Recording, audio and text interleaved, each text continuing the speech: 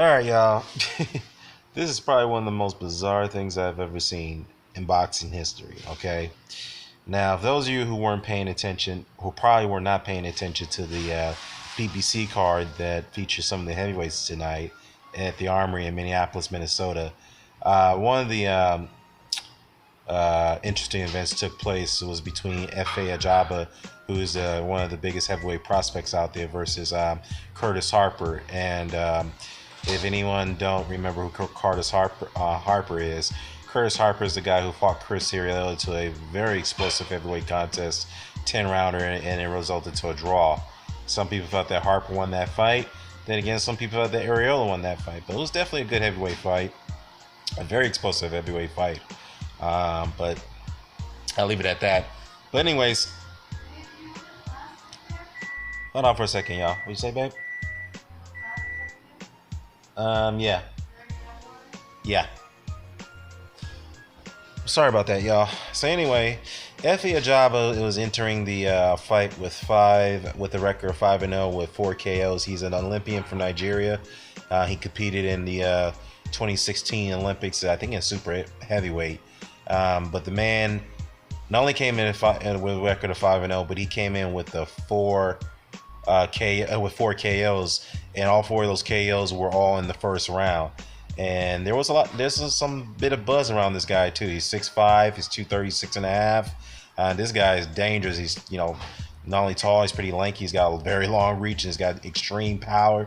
Yeah, this guy is dangerous. And well, anyways, let me get into this whole situation. Okay, when the bell rang, right, to start the first round, Curtis Harper just walked out of the ring. I mean, okay, babe. All right, babe. Literally just walked out of the ring. I mean, no, he walked out of the ring. Okay. Now the crowd was very, very visibly upset, as you can see in this photo right here. A lot of empty seats, and this was on the PBC card. You can see on the off ramp that Curtis Harper was walking all the way back to the locker room, and people were perplexed and wondering what the hell was going on. Even I think what Jamel Charlo was on the broadcast, and this was a PBC broadcast, by the way, PBC card. The lead announcers, including Charlo, they were just stunned. They don't know what to make of the situation. Okay, and according to this report right here, Jordan Hardy, who actually who's the roaming reporter, who was the floating reporter that night, reported that Curtis Harper told her that he was, as I was saying, she was told that Harper was very, very upset about the purse that he was receiving for facing Ajagba, and which is an undisclosed amount. Now, according to his, based on his actions, his purse is going to be withheld by the Minnesota Office of Combative Sports, and he'll likely face a suspension and fine. Now, here's what I'm confused about this situation. Not only I'm confused about why he walked out during the course of his fight. I mean, obviously he didn't get a chance to break one sweat or even fought 1 second into the first round.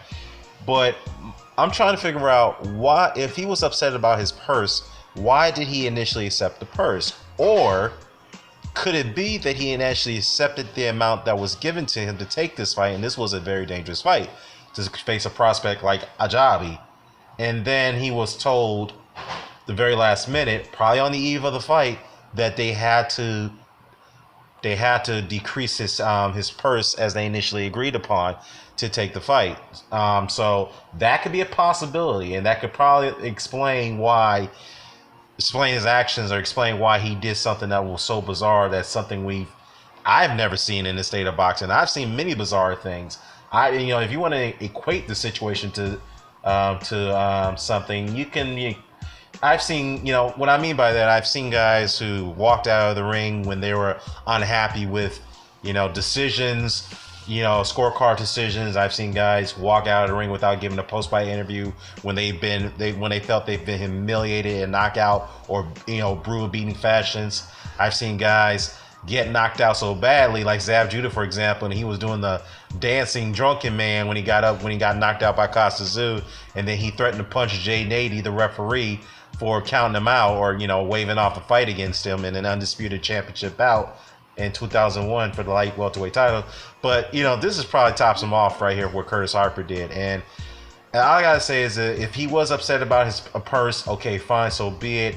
But then again, it goes back to my initial thoughts about this. Is like, okay, if you're unhappy about your payout, then why'd you accept the fight? Or you may have accepted the fight based off the amount that you were looking for, based off the risk, and then the promoters that came back and informed you that they had to decrease your purse on the eve of the fight. Then maybe I could understand from a morale standpoint why he walked out. But all I gotta say is that this definitely is going to be a damaging to his journeyman career. I mean, if he's gonna, especially if he's still trying to, make more purses, at least to feed his family for it, to say the least. This definitely doesn't look good. This is very equivalent to doing a no call, no show if you're booked for a show or event, something like that. But anyway, let me know what your thoughts about this. I'm out.